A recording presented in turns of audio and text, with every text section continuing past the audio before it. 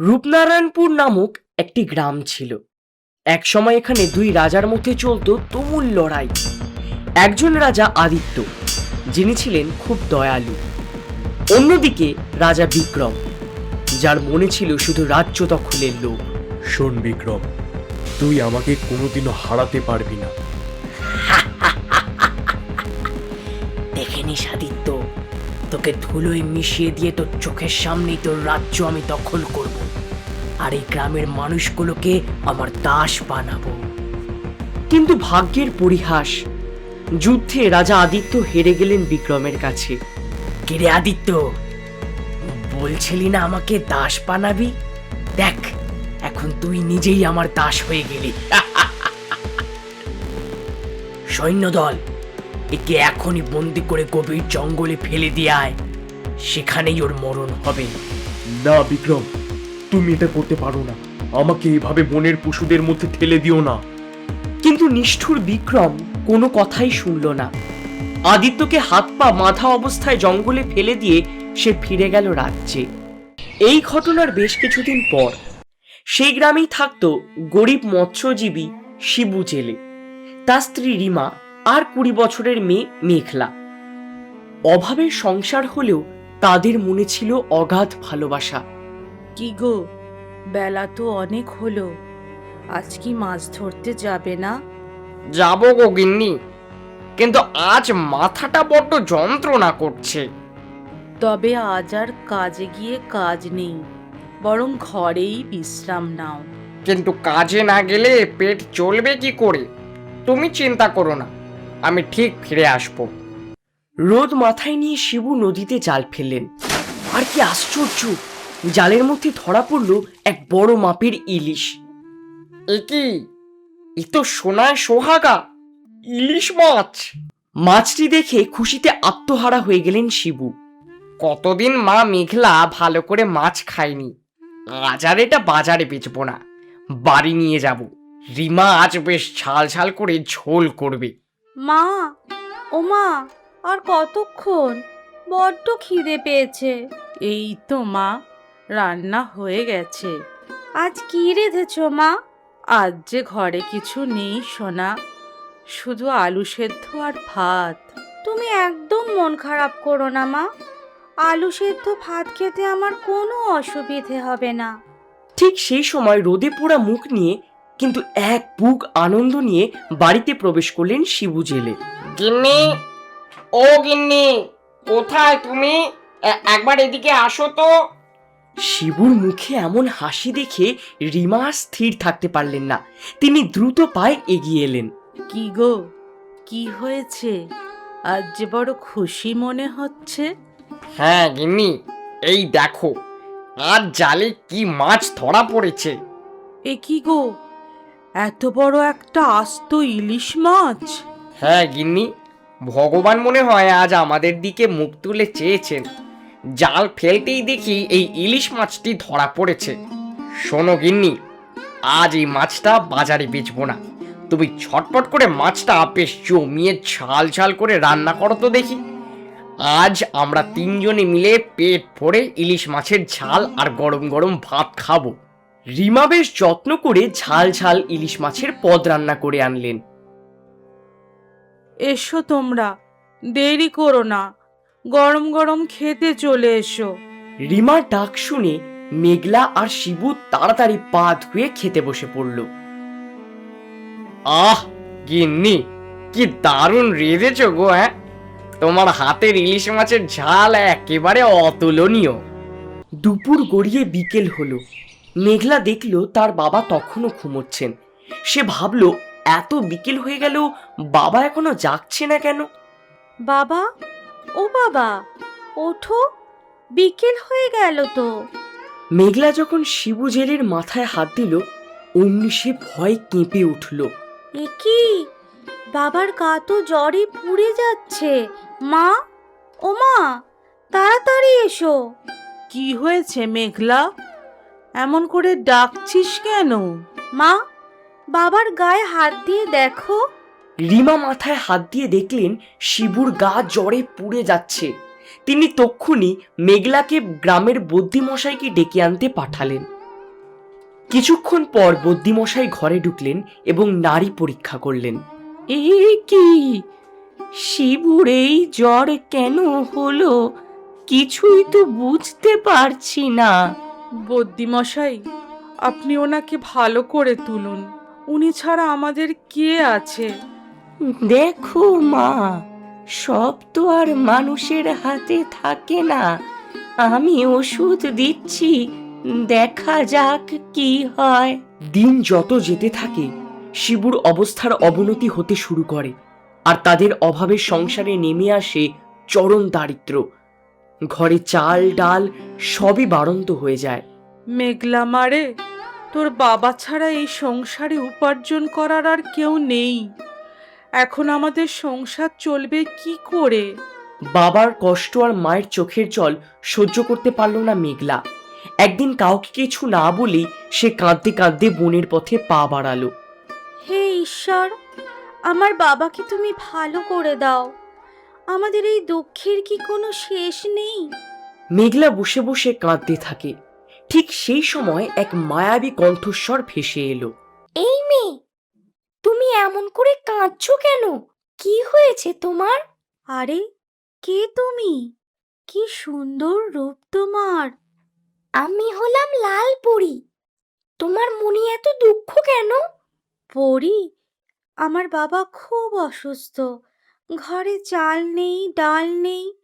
বাবা মায়ের এই কষ্ট আমি আর সহ্য করতে পারছি না। কেঁদো না মেঘলা, তোমার ব্যবহারে আমি খুশি হয়েছি। শোনো, এই জঙ্গলের ডান দিকে যাও, সেখানে একটি জাদুর গাছ দেখতে পাবে। সেই গাছটি যত্ন করে নিজের বাড়িতে গিয়ে বসাও। দেখবে তোমার সব দুঃখ ঘুচে যাবে এবং আবার সব ঠিক হয়ে যাবে। এই কথাটুকু বলি বাতাসের সাথে মিলিয়ে গেল সে লাল পরী। পরীর কথা মতো মেঘলা বনের ডান দিকে ছুটতে লাগলো। কিছু দূর যেতেই সে দেখতে পেল এক অপূর্ব গাছ, যার পাতাগুলো হীরের মতো চকচক করছে। এটাই তবে সেই জাদুর গাছ? পরীর কথা তবে মিথ্যে নয়। এটা নিয়েই আমি তাড়াতাড়ি বাড়ি ফিরি।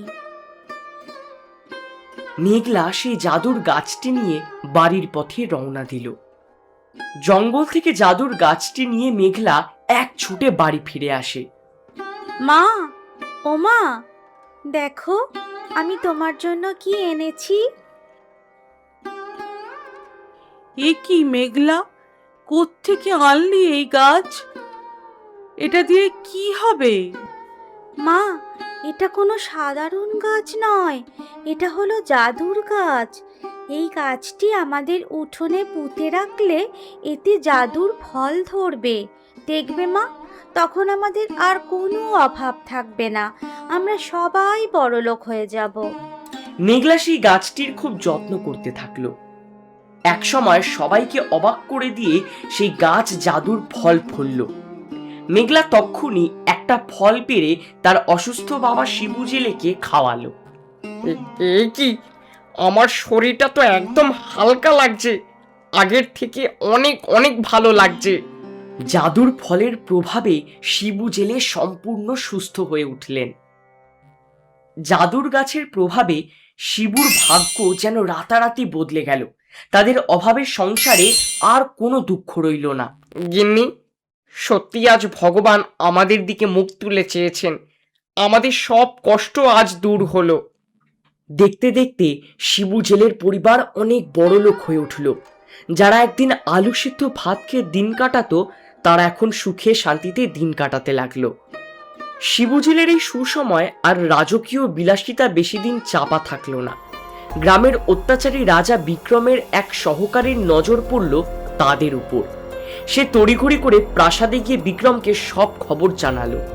কি, ওই সামান্য জেলের ঘরে এত টাকা এলো কি করে? এই জাদুর গাছের কথা আগে কেন বলিসনি? এখনই ব্যবস্থা নিতে হবে।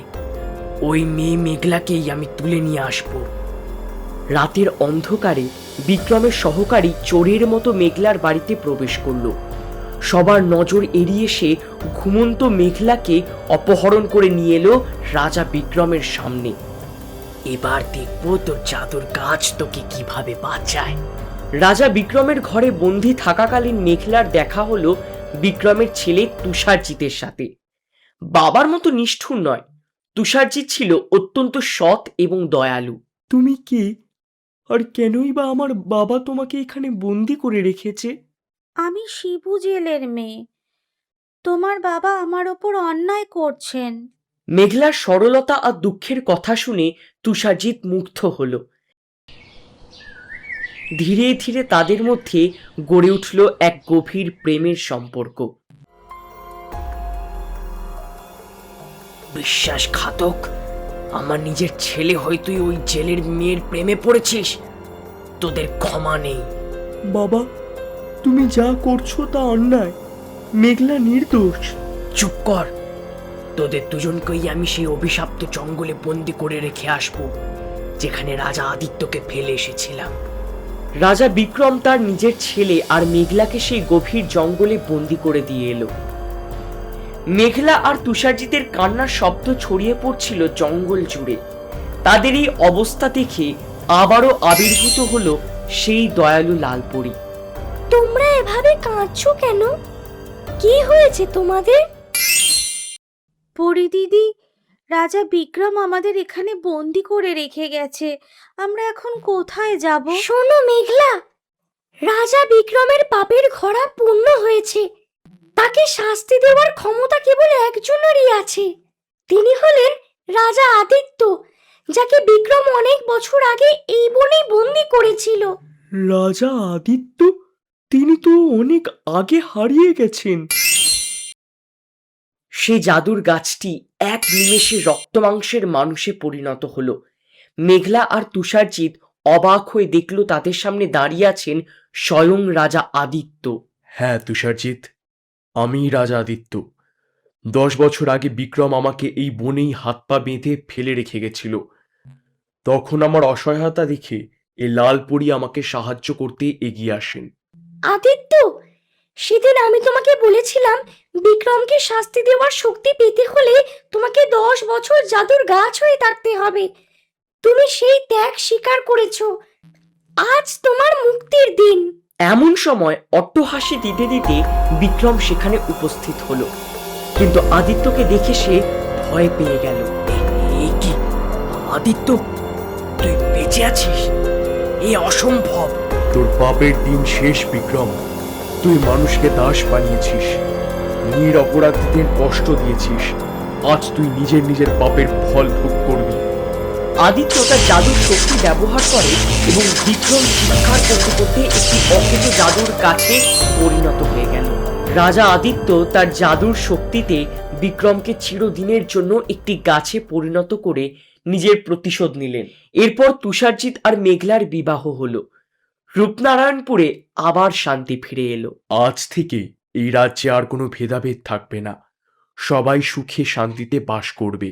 এভাবেই সত্যের জয় হলো এবং রূপনারায়ণপুর ফিরে পেল তার হারানো গৌরব।